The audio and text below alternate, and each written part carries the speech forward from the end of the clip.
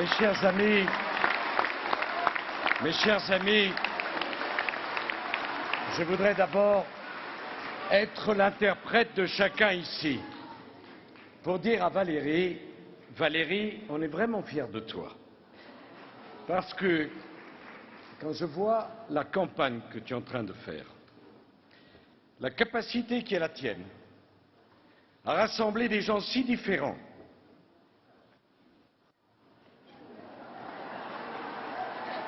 à apaiser des ambitions si multiples, à résister à la campagne odieuse que, comme toujours, les socialistes engagent, sachant qu'ils ne peuvent pas gagner, ils veulent faire perdre tout le monde. C'est la stratégie des socialistes, toujours la même. Et avoir une jeune femme comme toi, courageuse, intelligente, comme leader, ici, dans la première région de France, le combat que tu mènes, c'est bien sûr un combat dans la région Île-de-France. Valérie, c'est un combat national. Parce que c'est la région capitale. Parce que 12 millions de Franciliens qui ont un bulletin à mettre dans l'urne, personne ne peut contester que c'est un choix politique élevé. J'ajoute que j'aime ta façon de faire de la politique, de t'y consacrer pleinement. Continue, Valérie, à nous appeler en pleine nuit. Continue à nous réveiller si tôt le matin.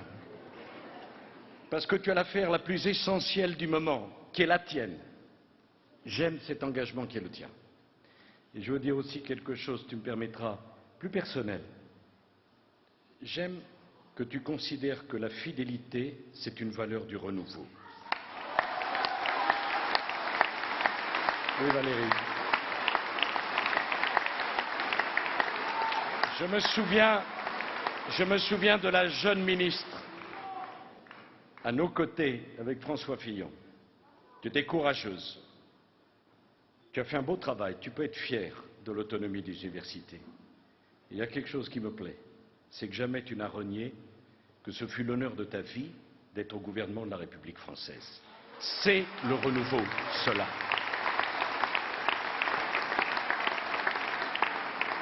Mes chers amis, ce combat, vous le menez ensemble. Rien n'est possible sans le rassemblement. Qui ne voit la situation particulière du monde et de notre malheureuse Europe. Jamais autant de tensions identitaires, jamais autant de tentations de la division. 7 millions de Catalans qui sont à 2 centimètres, après 5 siècles d'unité, de vouloir manifester leur volonté de détruire l'unité de l'Espagne. L'Espagne, un grand d'Europe. L'Écosse, il a fallu le fils de Marie Stuart pour être le premier roi d'Angleterre et d'Écosse. 3 siècles après, près de 1 Écossais sur 2 qui dit on veut casser, on veut partir. Et permettez-moi de vous le dire, cette volonté, cette tentation du repliement identitaire, nous ne devons pas le passer par profits et pertes. Nous devons essayer de comprendre pourquoi, de la même façon, celui qui est né en France, 3e génération, parce que ses grands-parents étaient étrangers, se sent moins intégré en France aujourd'hui. Pourquoi celui-là, qui il y a encore quelques années ne brandissait pas son identité, est devenu un identitaire agressif. Je ne reviendrai pas sur les débats sur l'homoparentalité, sur l'homosexualité, sur les débats sur le mariage pour tous. Maintenant, dès qu'on s'adresse à quelqu'un, il croit utile de vous préciser quelle est sa famille, quelle est sa sexualité, quelles sont ses habitudes, quels sont ses comportements. Jamais je n'aurais pu imaginer qu'un jour, la vie politique tomberait à ce niveau d'impudeur, dans le refus de l'intimité. Il y a 2 façons de traiter ces questions. Il y a la façon de la nouvelle pensée unique, ceux qui sont tellement intelligents, qui sont à un niveau d'altitude où l'oxygène est tellement rare, qui sont si peu nombreux à essayer de respirer, et qui voient cela avec dédain, avec mépris. Puis il y a les autres, nous, qui devons essayer de comprendre pourquoi. Pourquoi cette violence? Pourquoi cette brutalité? Pourquoi cette peur? Je pense que dans l'idée qui est la tienne, Valérie, de rassembler tout le monde, tu as fait un choix indispensable, qui a donné de l'espoir et qui a également coûté. Parce qu'ici, à cette tribune, chère Chantal, il y a des femmes et des hommes qui ont fait un effort. Et partout, c'est la même chose. Et dans la composition de la liste, vous m'entendez bien, vous devrez faire un effort, tous. Parce que si on veut s'élargir, il faut accepter des gens différents. Pour s'élargir et non pas pour se rétrécir. C'est facile de dire le rassemblement. Mais de la même façon qu'on ne se réconcilie pas avec des gens avec qui on ne s'est jamais fâché. On ne fait la paix qu'avec les ennemis d'hier. Et on ne construit ensemble qu'avec ceux qui étaient des adversaires et qui deviennent des partenaires. Mais de la même façon, il faut que ce rassemblement, et c'est pourquoi j'aime ta personnalité, il faut le faire dans la clarté. Ce rassemblement, mes chers amis, ne doit pas être un prétexte à la trahison des attentes qui sont les vôtres. C'est un rassemblement dans la clarté. Nous nous battons tous côte à côte pour tourner la page de 5 années de François Hollande, pas pour faire à moitié socialiste, à moitié nous. C'est la clarté. Je viens de recevoir un message de Jean-Christophe Lagarde qui va faire un meeting à Perpignan et qui a dû prendre un avion. Les centristes et nous, les centristes de l'UD et nous, ne sommes pas les mêmes. C'est justement pour ça que nous apportons chacun quelque chose. Mais l'accord que nous avons passé, c'est un accord pour construire l'alternance. C'est un accord pour mener un combat contre François Hollande, contre la gauche, contre les socialistes pour le redressement de la France. Ce n'est pas un accord sur l'ambiguïté. Il n'y a pas d'ambiguïté dans le combat de Valérie Pécresse. Et par ailleurs, il va falloir qu'on continue à faire cet effort. Parce que le rêve de la nouvelle pensée unique serait qu'au fond, on prenne la moitié d'une idée de gauche, la moitié d'une idée de droite, les plus intelligents à droite, les plus intelligents au centre, ceux qui sont intelligents à gauche, et on fait le mixte. On ne peut pas dire le monde est face à une crise sans précédent et penser que des moitiés de réformes ou des moitiés d'idées peuvent être une réponse à la crise sans précédent à laquelle nous nous trouvons confrontés. Comme j'aimerais, et comme ça serait facile, comme j'aimerais, comme ça serait facile, cher François, que tous les gens de bonne volonté se mettent ensemble pour construire un truc qui finalement ne gêne rien ni personne. Quand on ne veut gêner personne, on finit par gêner tout le monde. Il y a des choix à faire qui seront des choix très difficiles, qui nécessiteront beaucoup de courage, beaucoup plus compliqués qu'on ne l'imagine. La tentation face à une crise de cette nature, c'est la tentation du consensus. Ce pourrait être d'ailleurs, Valérie, la tentation pour toi et ton équipe. Cette tentation est mortifère, parce qu'on ne peut pas dire jamais l'Europe n'a connu, jamais la France n'a connu une crise de cette gravité depuis la Seconde Guerre mondiale et se contenter de demi-solutions. Si nous prenons la question angoissante de l'immigration, angoissante, la nouvelle pensée unique voudrait qu'on n'en parle pas. Prononcer le mot immigration, c'est déjà un pas vers la culpabilité. Mes chers amis, le débat sur les quotas est une absurdité. On se répartit entre pays européens de manière volontaire, quel progrès, 120 000 malheureux. Ce n'est pas en centaines de milliers que se comptent les candidats pour venir ici, en Europe. Ce n'est pas 2 ou 3 millions, c'est 10 millions de personnes qui pensent qu'elles sont attendues en Europe, alors que nous n'avons pas les moyens, que nous n'avons pas les logements, que nous n'avons pas les emplois. Refusez de voir cela.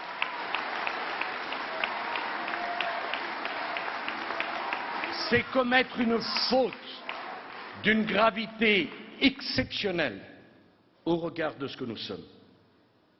La culpabilisation de la France et de l'Europe a quelque chose de profondément insupportable. J'affirme qu'il n'y a pas eu dans les 20 dernières années un continent plus ouvert au monde et à la misère du monde que l'Europe. L'Europe n'a aucune leçon de générosité à recevoir de qui que cela soit. Je voyais qu'on reproche à nos amis bulgares, hongrois, roumains, de faire un mur. Et je comprends parfaitement que lorsqu'on a été derrière le mur de Berlin, cher Alain, du côté de l'Allemagne de l'Est, on ne voit pas le mur comme une solution.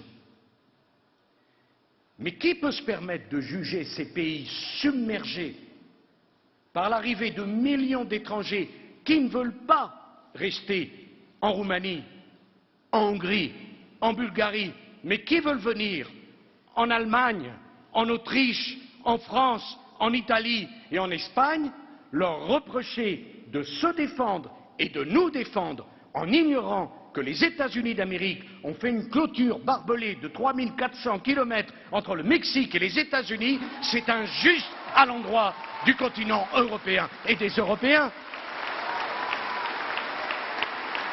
Pourquoi? Qui peut me dire, et Dieu sait que j'aime les États-Unis d'Amérique, qu'il peut aller aux États-Unis sans avoir un permis de travail? Jusqu'à encore quelques années, à l'époque du début du mandat, du premier mandat du président Obama, on ne pouvait pas rentrer aux États-Unis si on avait le sida. Rendez-vous compte. Vous pensez qu'on peut aller au Japon, qu'on peut aller en Chine, sans demander un visa, sans prouver qu'on a les moyens de vivre là-bas? Vous croyez qu'au Brésil, qu'en Argentine, on vous accueille à bras ouverts, on vous reçoit sans condition? La vérité, c'est qu'il n'y a qu'en Europe où on a voulu faire penser que les frontières étaient un problème, alors que les frontières, c'est le droit de chaque nation et de chaque continent de pouvoir se défendre, parce que la frontière apaise, la frontière n'oppose pas. Quand il n'y a pas de frontière stable, quand il n'y a pas de frontière définie, quand il n'y a pas de frontière solide, alors on se trouve dans la situation de la Syrie, alors on se trouve dans la situation où se trouve une partie du continent africain, parce que la frontière rassure. Un peu comme si vous, propriétaire ou locataire, quand vous êtes sûr de votre titre de location, votre titre de propriété, vous ouvrez la porte à des amis, vous n'ouvrez pas la porte à la menace. Quand j'ai demandé, dès 2012, qu'on arrête avec Schengen 1, qui n'avait plus de signification, quand j'ai demandé qu'on rétablisse les contrôles aux frontières, un certain nombre d'entre nous ont dit « les frontières, plus jamais ». Ah bon? Nous serions donc le seul pays au monde, avec l'Afrique qui va passer de 1 milliard d'habitants à 2 milliards 300 millions, qui ne pourrait pas simplement décider de qui a le droit de venir sur notre territoire et de qui n'a pas le droit de venir? Quant à l'Europe, j'ai toujours voté oui à l'Europe, toujours. Et l'Europe restera jusqu'à la fin de mes jours politiques une partie de mon combat. Mais pardon, la liberté de circulation des Européens en Europe ne veut pas dire la liberté de circulation de tous ceux qui ne sont pas européens et qui veulent venir en Europe. Et l'Île-de-France, chère Valérie, sera au premier rang de ce combat et est la première région qui se trouve confrontée à cette situation. Le combat pour les régionales est beaucoup plus difficile que vous ne pouvez l'imaginer. Pourquoi? Pour une raison. C'est que nous sommes les seuls, je vous dis les seuls, à être attaqués des deux côtés à la fois. À être attaqués par la gauche et à être attaqués par l'extrême droite. Madame Le Pen n'attaque pas la gauche. Monsieur Hollande n'attaque pas Madame Le Pen. Ses compagnons de si longue date, ça remonte à loin. Qui a fait rentrer en masse à l'Assemblée nationale le Front National, si ce n'est François Mitterrand et les socialistes à l'époque? C'est pas nous. Qui, cher David, qui à chaque fois excite les tentations, les oppositions, les radicalisations en France avant les élections? C'est la gauche, c'est pas nous. Nous avons eu, au début de l'année dernière, de cette année, pardon, cher Alain, une année qui a été difficile avec la partielle du Doubs. Un certain nombre de nos électeurs ont voulu nous donner une leçon.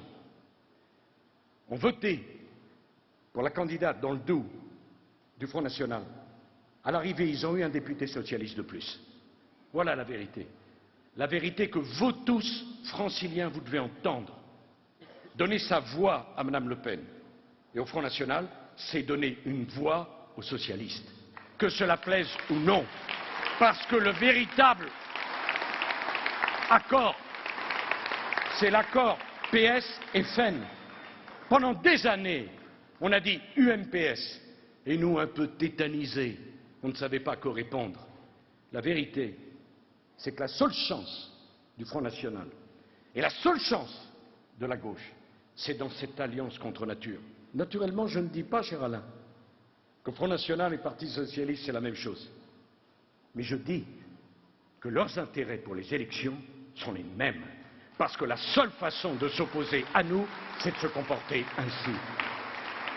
Mais mes chers amis, il y a une deuxième chose que vous devez entendre. Et je crois que ça nous rassemble tous. Que cela plaise ou non à nos électeurs, chacun d'entre vous, vous êtes responsable. Au même titre qu'à cette tribune, nous sommes responsables. Au même titre que je suis responsable. Jamais nous n'accepterons un accord avec le Front National. Je veux que cela soit dit, non pas après, mais avant. Je sais très bien que parmi nos électeurs, certains disent « Mais enfin, Nicolas, pourquoi tu dis ça alors que les socialistes, ça ne les gêne pas de s'allier avec les communistes ?»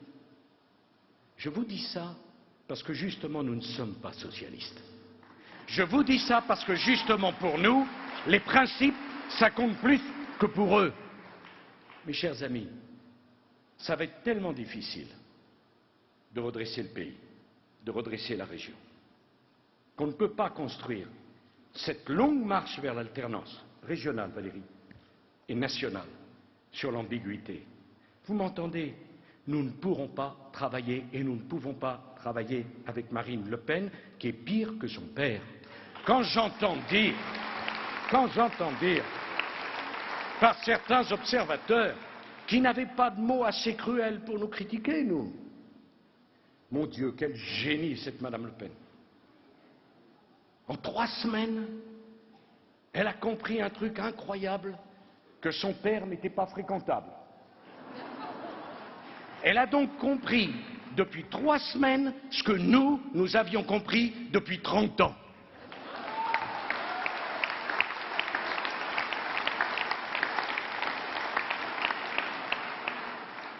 Dans les principes qui sont les nôtres, il y a la famille, il y a le respect qu'on doit aux plus anciens, il y a l'affection des liens du sang, il y a ce sentiment que la vie est si difficile, si dure, si cruelle, que quand on met un genou à terre, et ici dans cette salle, nous tous, un jour, pour les chanceux, des tas de fois pour les normaux, on a mis un genou à terre. Et quand on met un genou à terre, on sait ce que ça représente la famille. On sait que là, on trouvera la fidélité et la solidité. Quand je vois ce drame familial à la Soudalas, d'une fille qui était bien contente de récupérer la petite entreprise familiale et qui accuse son père, le brutalise au moment où il est le plus vieux et le plus faible. Mais je vais vous dire quelque chose. Ça ne fait pas envie de leur ressembler. Parce que jamais je ne serai comme ça. Jamais je ne partagerai ces valeurs. On peut dire, et c'est la vérité. Ah, Nicolas, quand même, tu es un combattant. Oui, oui, c'est vrai. Incontestable. Oserais-je même dire que j'aime ça? Et que si j'ai fait de la politique, c'est parce que j'y crois. Et que si j'aime être ici avec vous ce dimanche matin, c'est pour mettre mes tripes à la tribune, non pas pour annoncer des choses qu'on m'aurait appris. Mais jamais, vous m'entendez? Jamais. Chez nous, on ne frappe quelqu'un à terre. Jamais. On ne prend tout et une fois dépouillé, on l'accuse. Parce que si on est capable de se comporter comme ça en famille, qu'est-ce qu'on est donc capable de faire pour son pays? Quelles sont les valeurs que l'on porte? Enfin,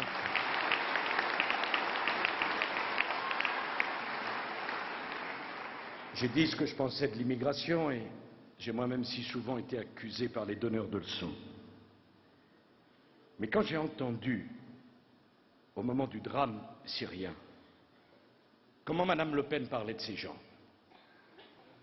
j'étais gêné pour elle. Parce que moi, j'ai défendu l'identité de la France. Et j'ai dit que dans l'identité de la France, il y avait les racines chrétiennes de la France.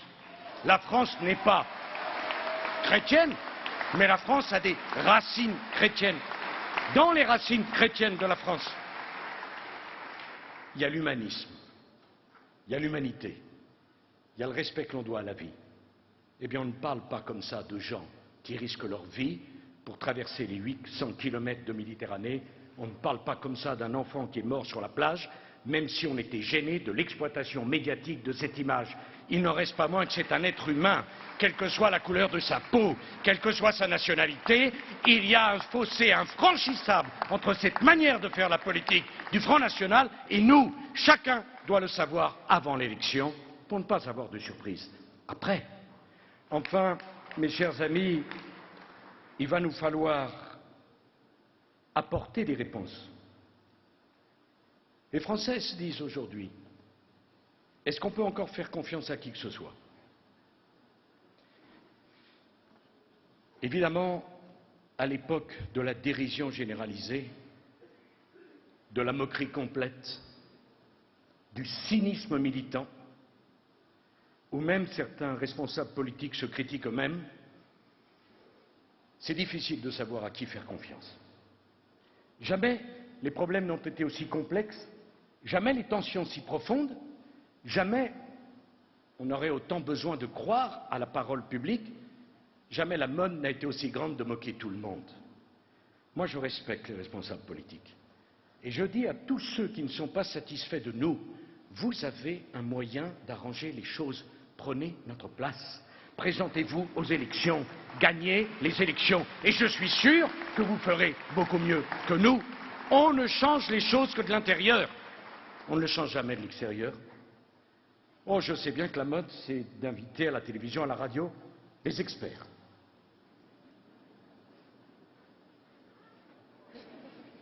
L'expert en entreprise, c'est celui qui n'a jamais créé son entreprise.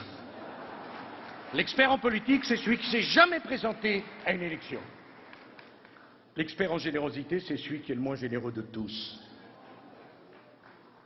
Que tous ceux qui sont insatisfaits de la politique, et je peux les comprendre, cher Bruno, qui nous rejoignent, qui fassent une fois dans leur vie, une seule fois, l'expérience qu'est en train de vivre Valérie, et vous tous, ce que ça représente de se présenter à une élection, de se mettre devant l'électeur, et d'accepter que dans le secret des urnes, on dise « j'aime » ou « j'aime pas ». Je ne connais pas une décision plus brutale. Je ne connais pas une vie plus passionnante, mais plus difficile. Ce n'est pas une leçon que je donne, c'est une expérience que je veux faire partager. Mais si nous, les responsables politiques, on ne défend pas la noblesse de l'engagement politique, qui pourrait nous rejoindre? Qui pourrait l'accepter? Valérie fait un choix que j'approuve et que je comprends, se consacrer totalement à la première région de France. Mais c'est un choix volontaire. J'en ai plus qu'assez de tout ce qui est interdit. On interdit tout, ce qui fait qu'on tolère tout. Parce qu'à force de multiplier les interdictions, on n'a plus de signification pour rien. Voilà ce que je pense profondément. Je suis fier de mon engagement. Et je n'ai pas l'intention de m'en excuser. Cher Alain, lorsque je suis revenu, toi qui as dirigé un parti politique, comme moi, beaucoup ont dit, enfin quand même, ancien président de la République. Qu'est-ce qu'il va faire à la tête d'un parti politique? Comme si c'était pas bien. Comme s'il fallait moins parler aux militants que vous êtes, parce que vous seriez moins citoyens que les autres. Mais en vérité, vous êtes davantage citoyens que les autres. Parce qu'en ce dimanche matin, au lieu de vous occuper de vous, au lieu de vous occuper de votre famille, au lieu de vous occuper de votre travail, vous avez voulu venir ici pour vous occuper de quoi? De votre région et de votre nation. Ça mérite le respect, ça mérite la considération, et même, d'une certaine façon, ça mérite l'admiration. Ah oui, je sais, Valérie, c'est pas bien d'être élu 2 fois et d'avoir 2 mandats. Ben moi, je préfère ceux qui sont élus 2 fois plutôt que ceux qui sont élus 0, parce que ne s'étant pas présentés, il n'y avait pas de risque qu'ils aient un mandat qui leur soit confié par les électeurs. Et je ne connais pas un seul élu qui ait volé son mandat. Je ne connais que des élus qui ont mérité leur mandat, parce que c'est difficile à conquérir et plus encore à conserver. Enfin, parce que, Alain, j'ai pas oublié ma promesse, c'est le déjeuner dominical. Je sais, ça se fait pas de dire ça comme ça, mais enfin, on a tous des familles qui nous disent « Mais qu'est-ce que tu vas faire dimanche matin ?» avec Valérie. Ça, ok, ça fait passer. Je voudrais terminer en vous disant une chose.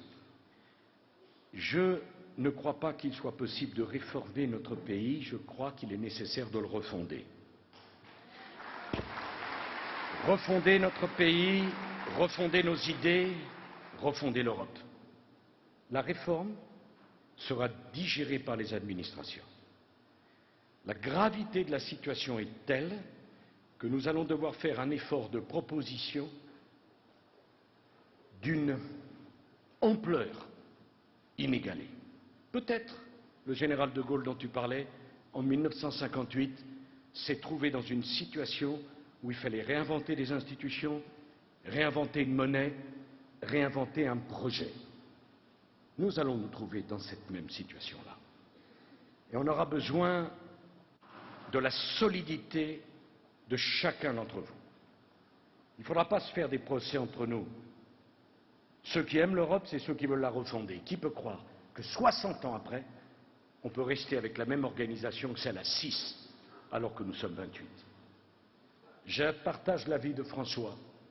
Il va falloir parler du travail et prendre des décisions, sans doute d'une très grande force. Mais nos compatriotes doivent savoir que l'échec de François Hollande était inscrit dans le mensonge de sa campagne de 2012. Parce qu'il a menti en 2012, il a échoué entre 2012 et 2017.